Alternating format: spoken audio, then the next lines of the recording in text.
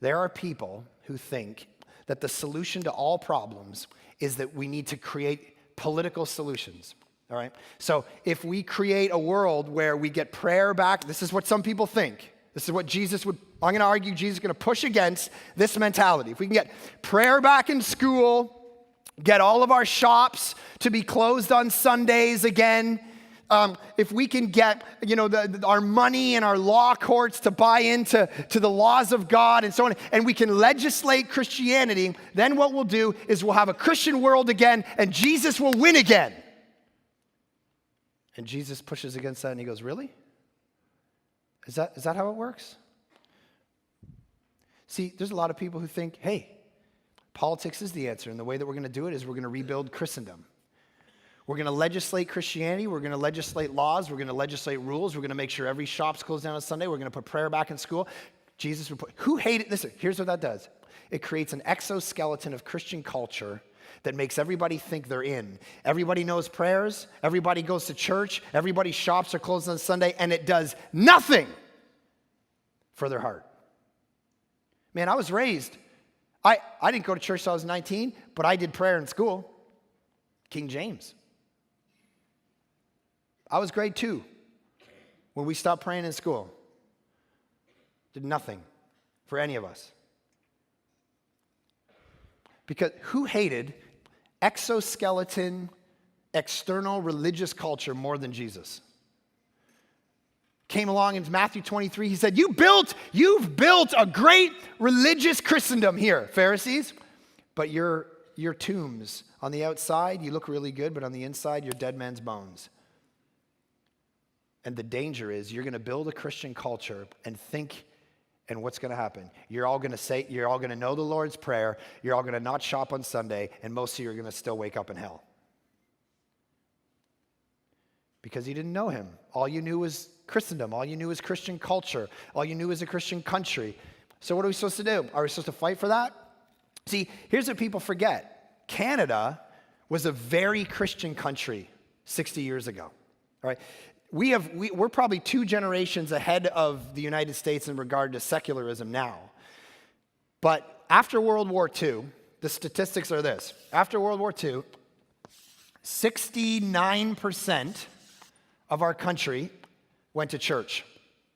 69% of Canadians. This is right at the end of World War II. So mid-40s into early 50s, 69% of Canadians went to church. Now, 19%. 19% of our country goes to church. In Quebec, end of World War II, 90% of people went to church. Highest in North America, possibly the world. Today,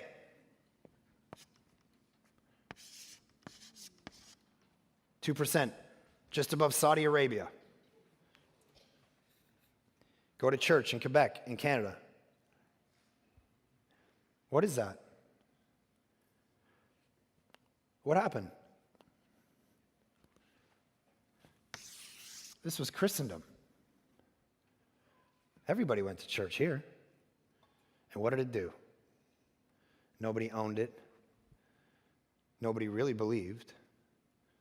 So in a generation, it died. We've seen Christendom. We've seen legislated Christianity. You know where? Look to Europe. How many of you have taken a trip to Europe and gone to the churches in Europe? You know what they are now? Museums. Nobody goes there. It's dead. See, we've done this experiment. Constantine did it. He became a Christian and he made Christianity the state religion of Rome. And you know what happened? He took the crucifix, the cross, and he put it on swords and shields and then went and cut people's heads off in the name of Christianity. See, this is messing with some of you because you think this is the solution to the Christian problem, but it's not. And here's how we know. Where does Christianity thrive the most? You know where it thrives the most? In countries where it's on the margins and it's oppressed and it has no power. Because what happens is when Christianity gains power, it goes to sleep and it dies. That's why, okay, let me draw the globe for you. This is North America. That's South America. This is Asia. This is Africa. And that's Australia. Now, here's what's so unique about Christianity. It's birthed, okay, it's kind of Israel, and it's birthed here, okay? Christianity is very unique among world religions. Here's what happens. It's birthed with Jews. Then it moves and becomes the center of the Roman Empire by mid-300 AD. And the whole Roman Empire becomes Christian. It moves from a group of Jews. It moves cultures. This is what no other religion has done. If you look at Islam, it's basically still Middle Eastern. If you look at Buddhism, it's basically still Asian. If you look at Judaism, it's basically based out of the Middle East. Here's what Christianity does. It moves from a group of Jews and moves to Roman and Greek culture. Takes over all of Europe. Takes over all of Europe. Becomes part of the culture. Then it moves to North America. It becomes part of North American culture, and we build Christendom here. The Puritans come over, and we build Christendom here. It's in the state laws. It's part of the government.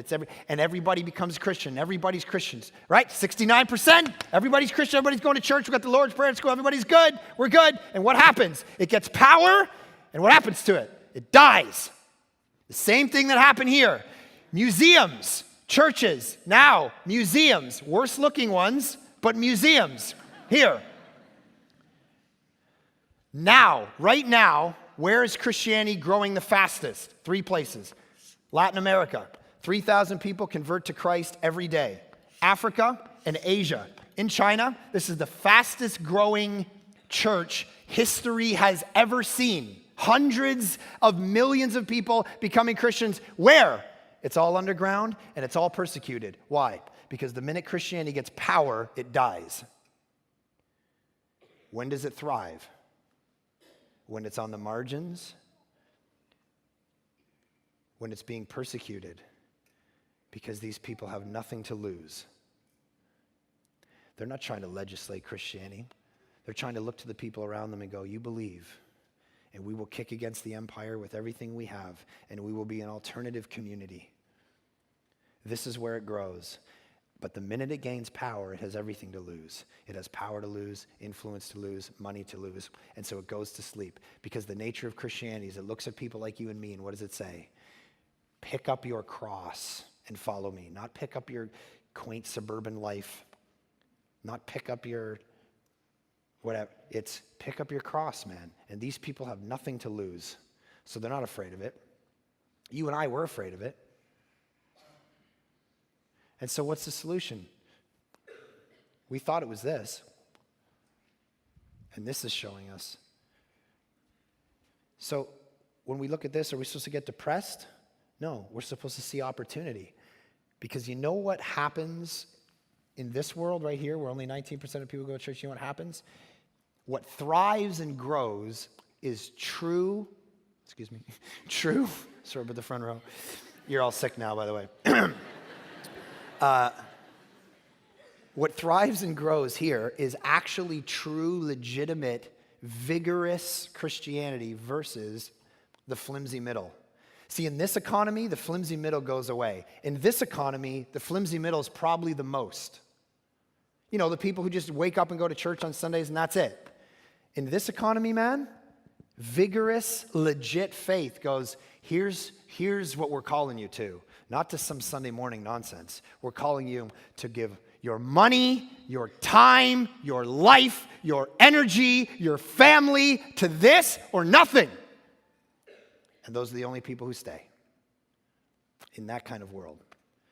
And so Christianity comes at us and it goes, man, I want to polarize you. I want you to choose a king. You either choose the kingdoms of the world or you choose the kingdom of Jesus. You either choose Caesar or the Lamb. There's no middleman.